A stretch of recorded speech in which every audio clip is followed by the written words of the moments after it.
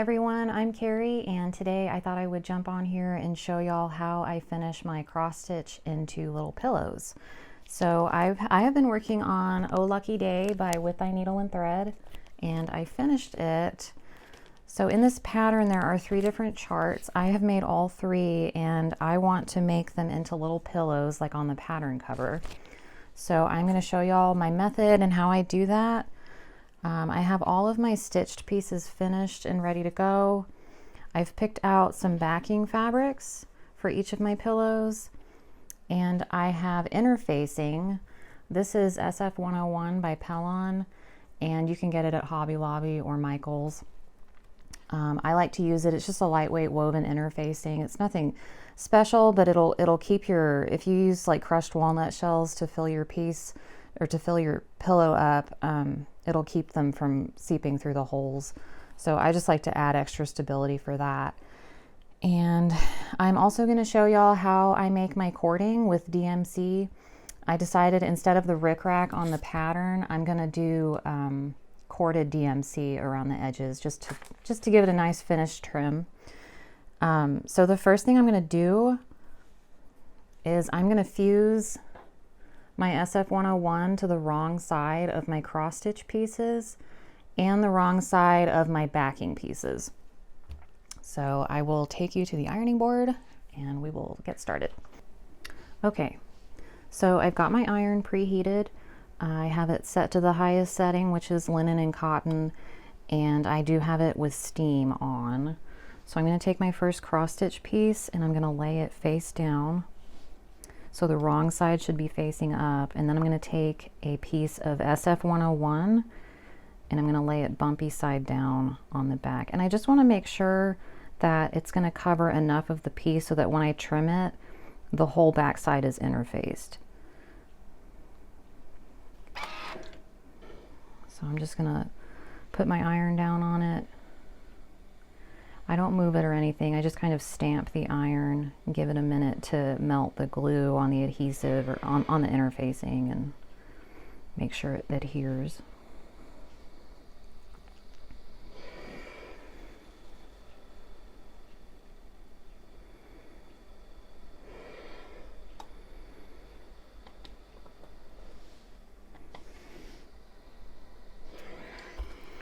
Okay, so there's one. Next one, I'm going to do the same thing, face down.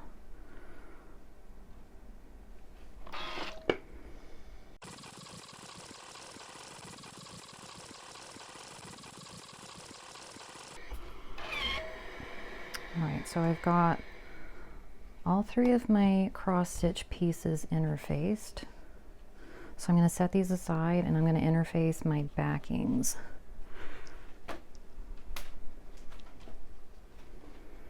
And it'll be the same thing, face down. These I just cut oversize and I will trim them down to the correct size later.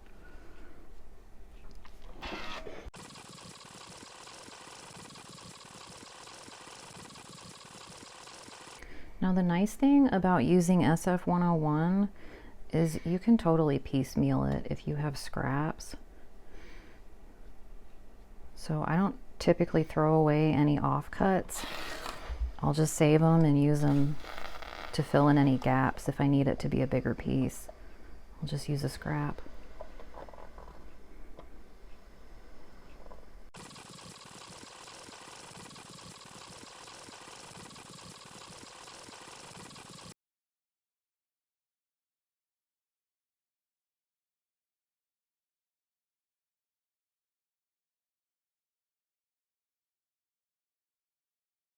Okay, so the first thing I'm going to do is I'm going to trim my cross stitch piece, and I like to have about a 3/4 inch margin all around it, and then when I sew my back to my front I'll have about a 1/2 inch finished margin because I'll use a 1/4 inch foot to sew the front and back together. So I'm going to just line up my ruler with the edge of my stitching, try to make it as straight as I can. Of course, you're probably not going to get it perfect, but the good thing about making pillows is no one will ever notice if it's not perfectly straight.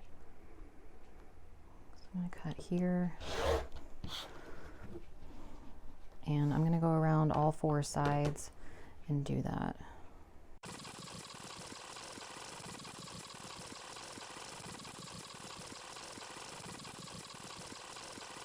Okay, so I've got my first pillow trimmed, and I'll set that aside and do that for the other 2.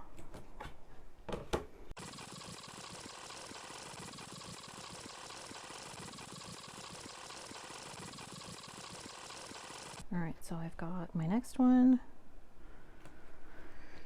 and then the last one.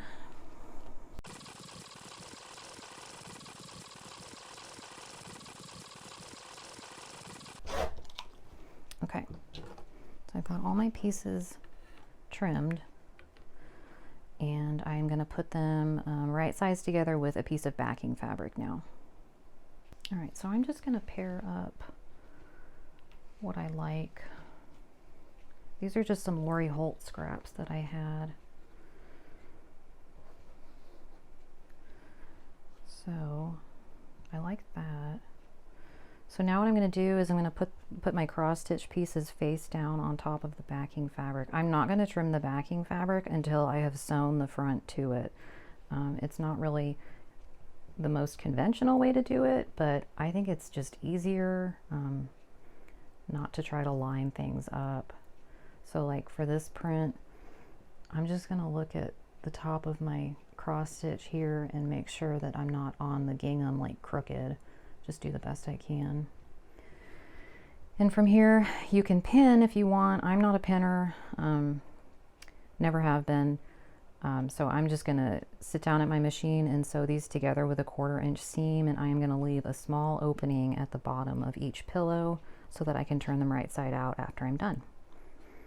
I'm just going to use a regular stitch length. My machine, I like 2.00 millimeters, so I don't change anything there. I'm going to start at the bottom, and make sure you back stitch at the beginning and end of your stitching.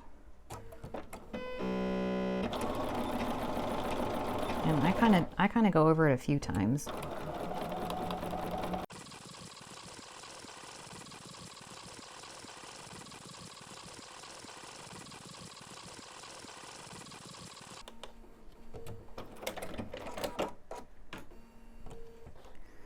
All right, so I've got one. And I'm going to do it again to the other 2.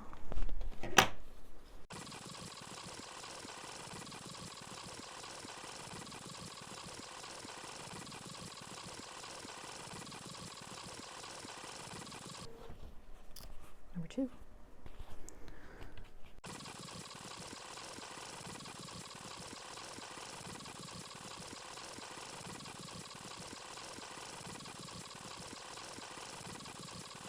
All right, so there's number 3. All right, so now I'm going to trim my excess backing. And I just kind of line up my ruler along that seam I just sewed and trim off anything overhanging.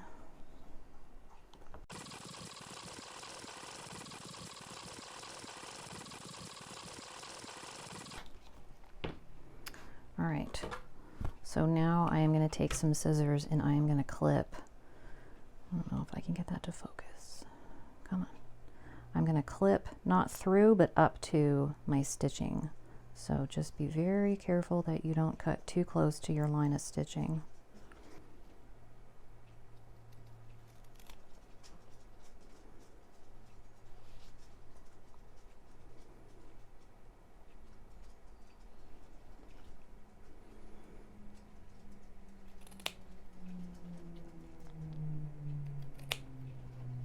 This is just going to help make our corners pointier by removing that bulk.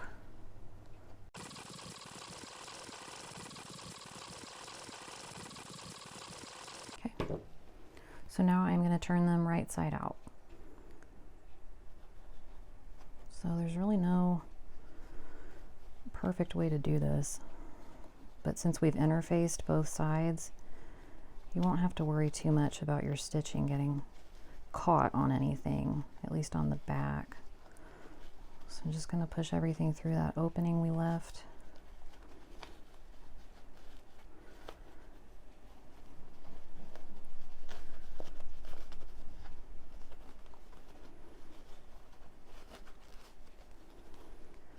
And then I use the clover point turner, and I will use that to just kind of poke out my corners and get them as pointy as I can.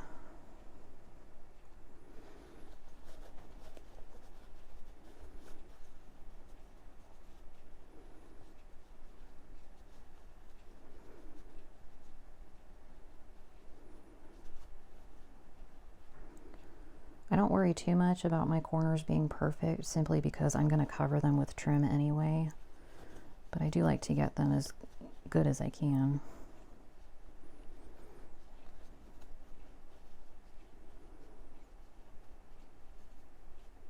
You can also use a really small crochet hook.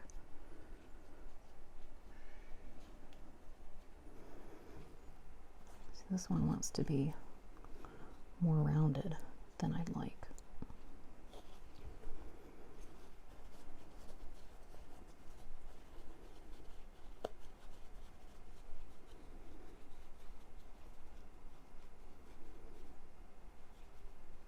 Okay, so I've got it all turned right side out. I'm just going to try to finger press my seams flat.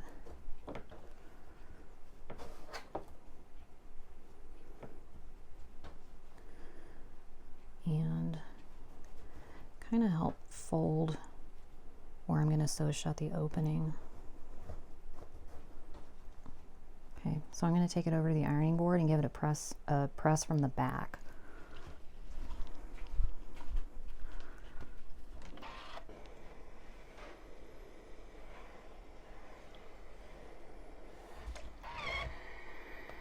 Okay, so we have one pillow that's ready for stuffing. And I'm going to do that same step for my last two. All right, so I'm going to start with my smallest piece because this is going to take a while. So I'm using sawdust, my sawdust. I keep it in a 2-gallon Ziploc bag. It's messy. So if you're going to fill this, if you're going to use sawdust, I would fill it outside, and preferably not on a super windy day. It does get everywhere. So I like to use just regular kitchen spoons to scoop the sawdust up, and then when I'm happy with how much sawdust I've packed in, I will tuck just a little bit of polyfill into the opening just to keep it from spilling out while I sew the opening shut. So I am gonna get comfortable and start filling my pincushion and my pillow.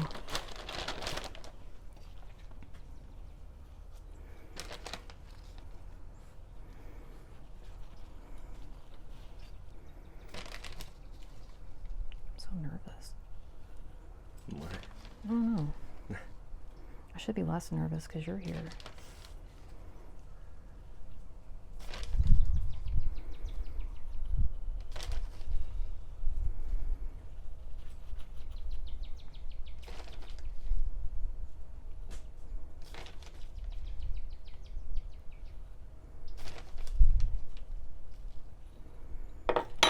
So I'll take breaks and kind of pack it down into the corners and just really compress it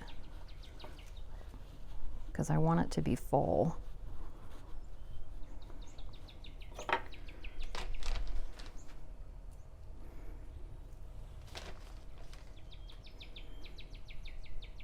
You're so artistic. Keeps it interesting.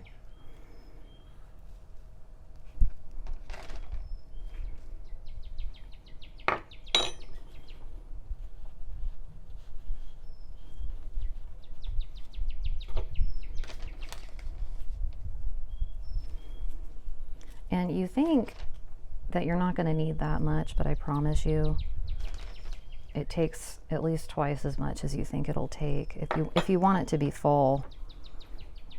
I'm always surprised at how much sawdust I need. So I'm going to pack it. As I'm getting closer to the top, I'm going to start packing it into those other two corners.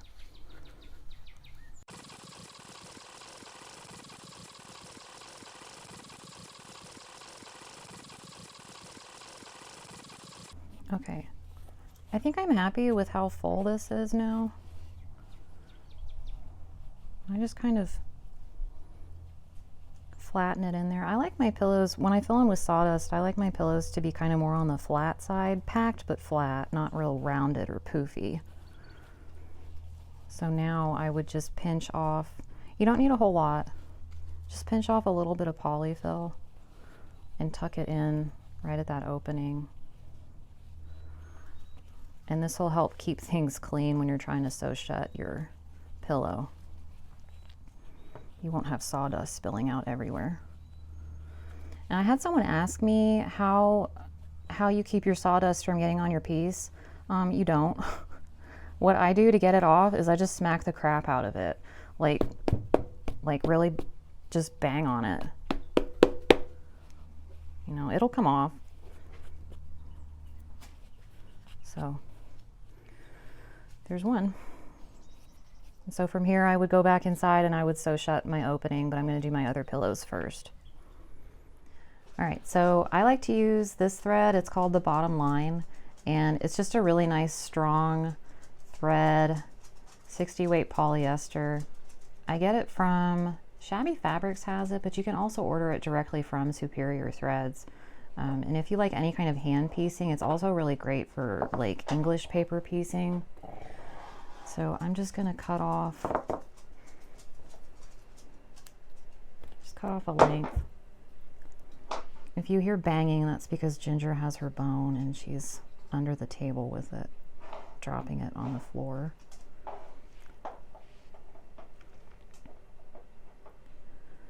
Thread your needle. I'm going to put a knot at the bottom. Now I'm going to snip my tail just so I don't have a really long tail hanging out. So I will kind of start from underneath.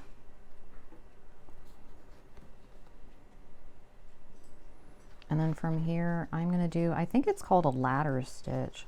I don't know, nobody ever told me. I just sort of, maybe I made that up. I'm just going to take little bites.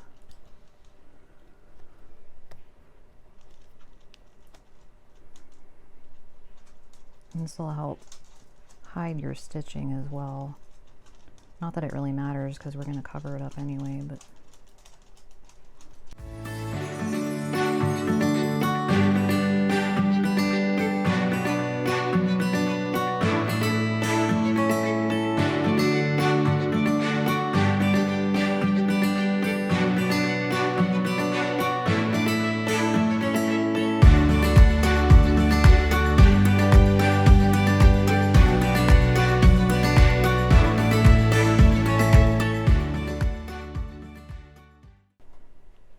so I've gotten to the end, so I'm going to go ahead and tie it off. You should totally get her.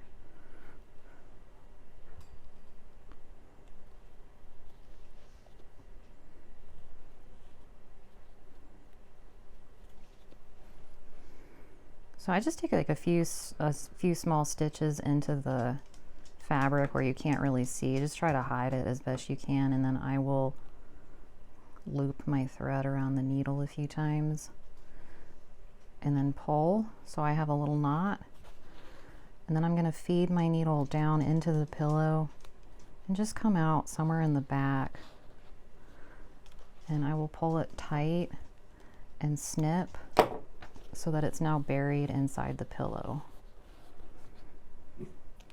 And then one thing about the polyfill is, I don't know if you can see, but there's some hairs poking up through the opening where I stitched it shut. So I'm just going to take my scissors and carefully trim off those annoying little hairs.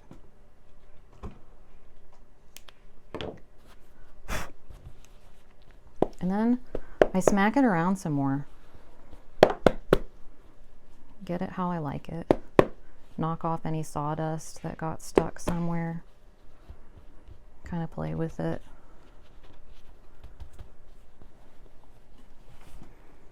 So now I'm going to do the same thing with the other two, and then I will show you how I make my cording. All right, so for my cording, I got a couple of skeins of DMC that match what I used in the charts. So first thing I'm going to do is I'm going to measure each side of each of my pillows. I'm going to start with this one, it's the smallest, and I'm just going to kind of eyeball, so like 4.5 plus 4, 4.5, 4, so 9 plus, was that 9 plus 8, 17? Okay, so the whole, what do you call that, perimeter? Perimeter of the pillow is about 17 inches, so I need at least 17 inches of cording. Now when I make my cording, it's going to twist up and get real tight and get shorter and shorter as I twist it. I think, at least I think that's how it works. So I take that number 17, I like to round it up. Maybe I'll round it up to like 20, and then I will cut, I'm going to multiply that by 4, and I'm going to pull, so 20 inches times 4 is 80. So I'm going to pull 3 strands out of my DMC. If you pull from the number side, you will get much less tangling and knotting. So I'm just going to pull out a little bit, and I'm going to measure 30, 40, 50, 60, 70. Okay, so that's 80. And now from here, so I have my first strand cut. I want to have 3 strands. So I'm going to continue, and I'm going to use the first strand I cut as my measurement.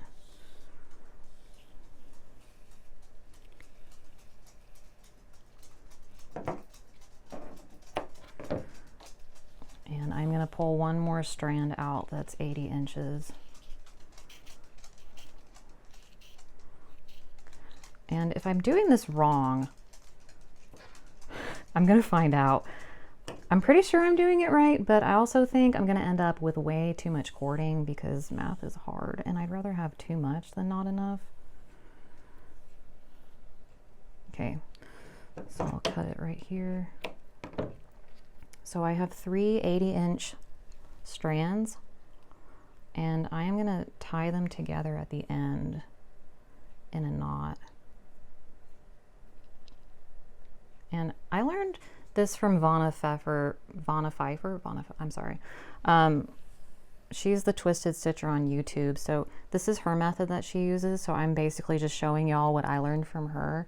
So now that I've got a loop, I'm going to do what Vonna does, and I'm going to put it around my neck like a necklace.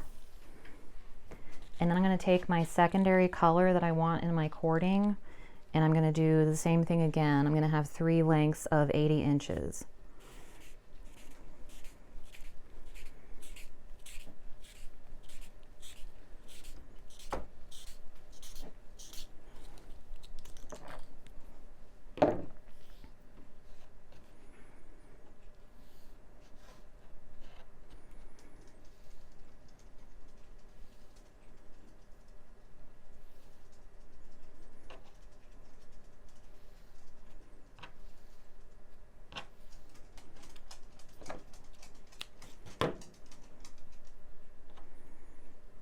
Is this riveting or what?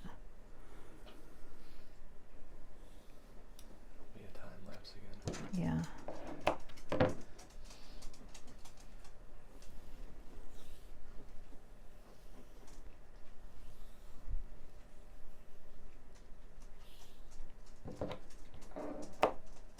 Okay. So I've got my next set of 3 strands. Now before I tie the ends together, I'm going to loop it through my green loop so that they're going to be attached to each other. And then I'm going to tie.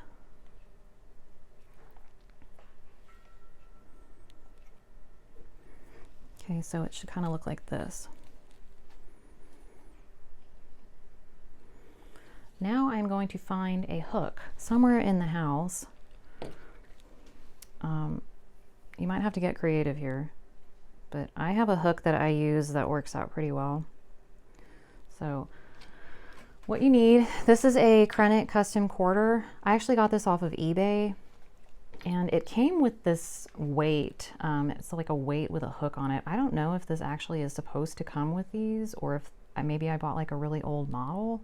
But I like to use the weight it came with, and I'll show you where that comes into play.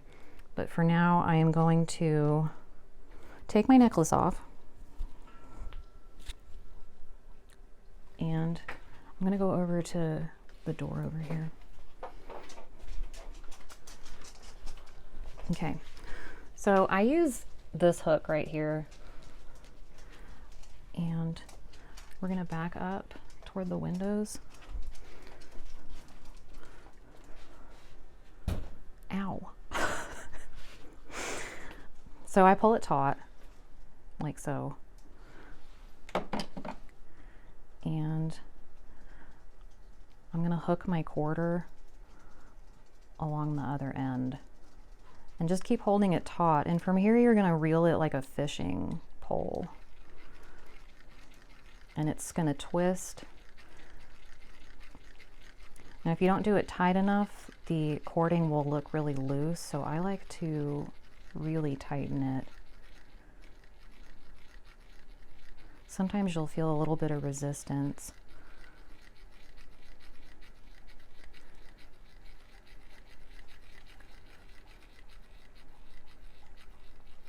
So I think that's probably gonna look good for my cording.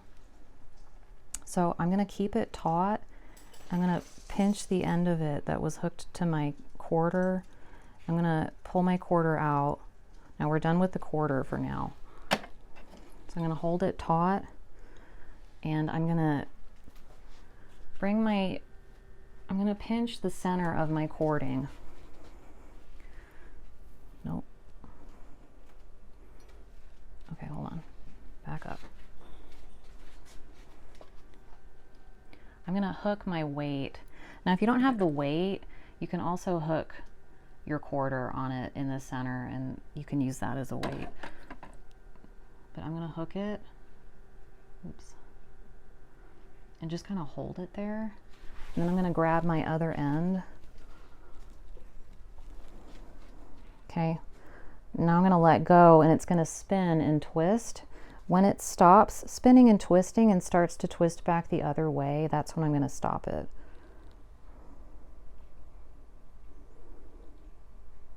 Right about there. So now I can grab my end, and then from here, I tie it into a knot on both ends.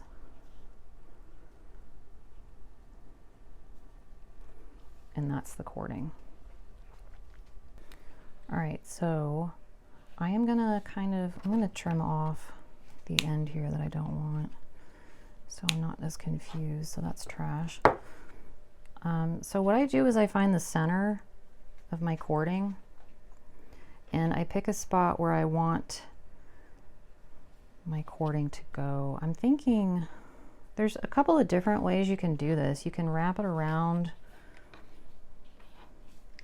like that, or you can start, if I fold it in half, I could start at this bottom corner so that when I finish, I end up at this corner.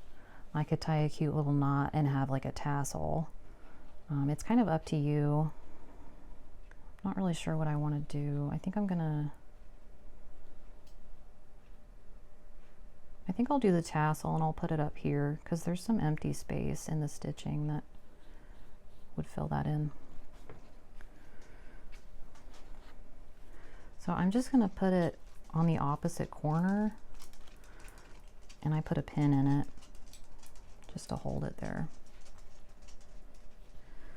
And from here I glue my cording on, so I use Aleene's tacky glue, which is from Hobby Lobby. I think Michael's probably sells it as well, but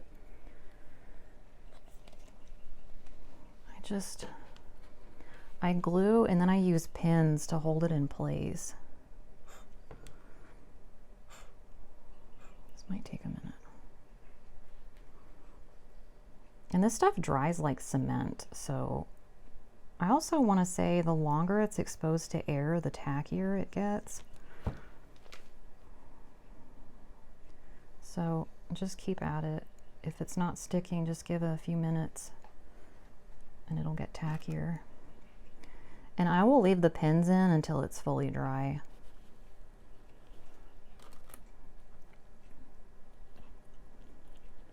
And when you go to remove the pins, I twist them as I'm pulling them out, just in case there's a little bit of dried glue on the pin. You're not going to snag your cording while you're pulling it out.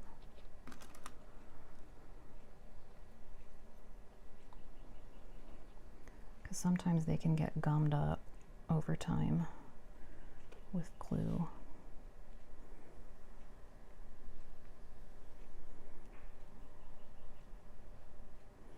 And this glue dries clear as well, so it's really forgiving.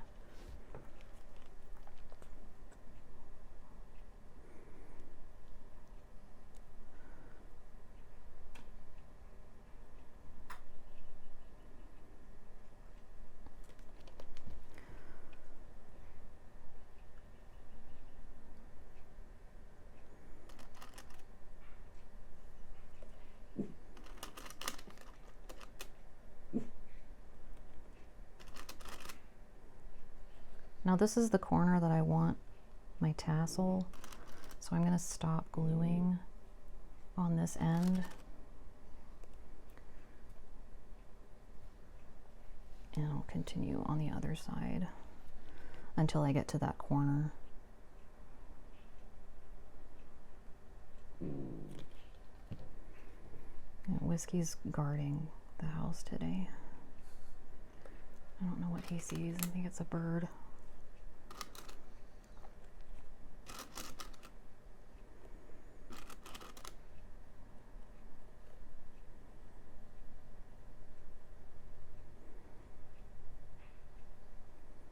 I'll kind of come back around and continue pressing it in. Like I said, I think it gets tackier the longer it's exposed to air.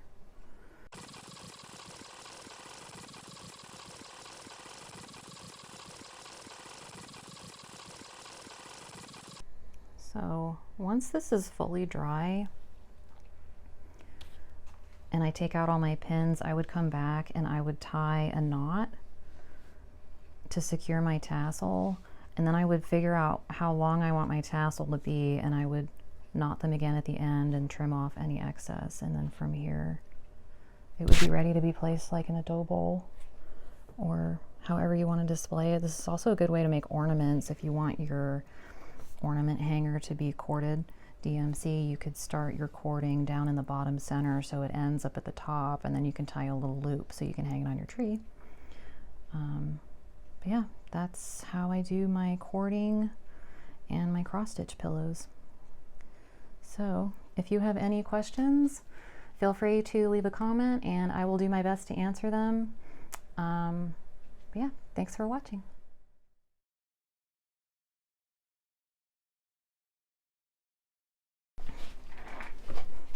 I hope I'm in the frame. Good grief.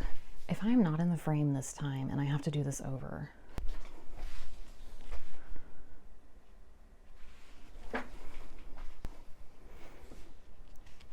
See, I'm bleeding.